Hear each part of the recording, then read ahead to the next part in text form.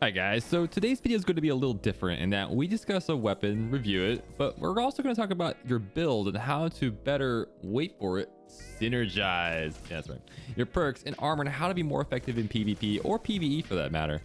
And there are some great guns, some stronger than others, and the goal in today's video is to get you thinking more about how your weapons pair with your abilities and your playstyle, making you more efficient and therefore more powerful in combat.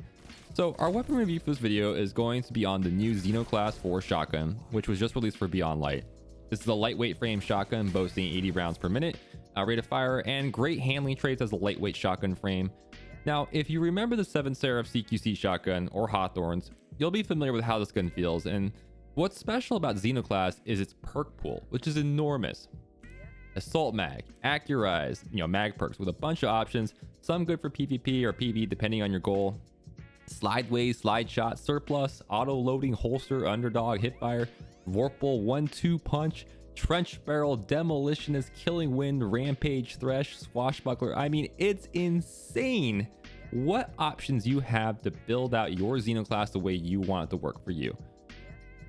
What this means is you can get your personal god roll to mesh with how you play versus adjusting your playstyle to how the weapon is, say like a Felwinters. Speaking of Felwinters, I know we still have plenty of people that will come in and say, just use Felwinters, it's better. And they aren't wrong. Felwinters is tried and true, it maps people, it's extremely consistent with shot package, and at the top end of competitive, it's the weapon of choice since it's relatively mindless by comparison. It's just point and shoot. Now, if you're looking for something more fun to use with big play potential, this is where lightweight shotguns can shine. The boost to movement speed and handling is very noticeable after using Felwinters for a while, and you just feel more free. Your momentum in game is better sustained since there isn't that pause after a kill you sometimes feel with aggressive frames like Felwinters. My Xenoclass roll here is fantastic for how I play as a Behemoth Titan, giving me even better mobility and bonuses for getting melee hits, not kills, but hits with Trench Barrel, and even better stats when using this in a slide. As you've seen with the Behemoth slide aspect, you can close ranges on people in an instant. It also has Accurized rounds with small bore, helping increase the range even more, and I threw on a freehand grip just to assist a little bit more with quick action panic situations. I paired this gun with my Cold Denial, which has Killing Wind to increase my movement and handling speed even more, and Swashbuckler, further taking advantage of my melee opportunities as a Titan. The damage bonuses with Swashbuckler at ×3 is insane and very forgiving, allowing me to kind of like do half-hearted 2 bursts and catching people off guard.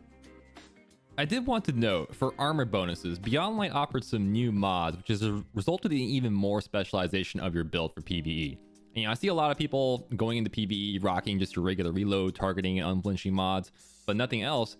And you should really try out the brand new melee and sniper damage mods that were revamped, I guess you could say, which you can stack, allowing you up to 50% damage resistance against AI enemies. They don't work for PvP, obviously, because as you can imagine, a 50% damage resist perk would be absolutely game-breaking, but something to keep in mind for all you PvE gods. I use Heart of Inmost Light to be able to use my grenades and flying melees more often, and to help take advantage of the perks on my weapons. And if you haven't had a chance to use this exotic, give it a shot. I have a video linked below on using this specifically for Behemoth Titans, and it's my go-to. So we went into some Rumble games, and I wanted to give some thoughts. Number one, it's relatively easy going from Felwinters to Xenoclass since you get to enjoy all that increase in mobility right away, and the hit registration I think is better than on the 7 Seraph CQC. Now, based on stats on paper, there's no reason why this should be the case, and I know many of you rocked your 7 Seraph shotties to great effect in the past. That wasn't my experience for whatever reason, and I just feel like I can more consistently map and use Xenoclass over it.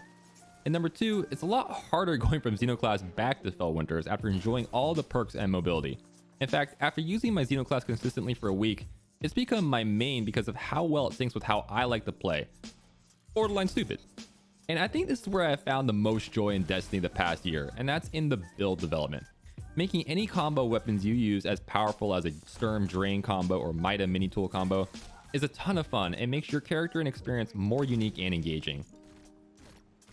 On the notes of potential builds with this, specifically for my Titan, or anything really, you can make an insane super ability regen loadout with bad juju, 100 intellect, and a Thresh Xenoclass, allowing you to wield your super or your Ice Fist more often, or a demolitionist build with max discipline with Heart of Inmost Light, giving you infinite freezing grenades, and I can't even imagine the salt that would occur with that type of loadout.